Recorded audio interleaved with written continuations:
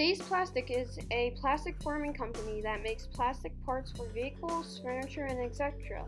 They focus on thermoforming and tooling plastics.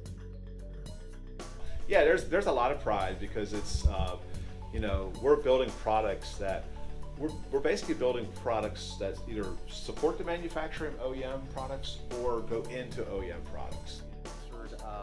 Really enjoy all the different opportunities, different applications, because we do stuff from transportation to the commercial hot water heater doors to components inside of trains, all the way to some medical packaging. The natural things you think of, we require engineering, right?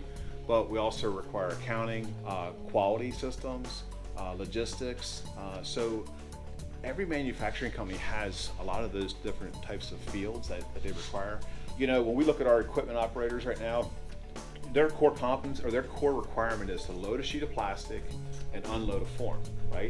But they really need to be intimate with the plastic, so they need to understand the characteristics of how the plastic operates when they're heating this sheet. Different levels of engineering are required, different levels of management are required. So I hired two guys in the last couple of years that knew nothing about plastics, but they had supervisory skills. You don't have to be a plastics expert to work at a plastics operation. Wages are competitive, and a lot of times we base it on your experience. If you're in engineering, usually those guys are salaried, managers are salaried. I enjoy it.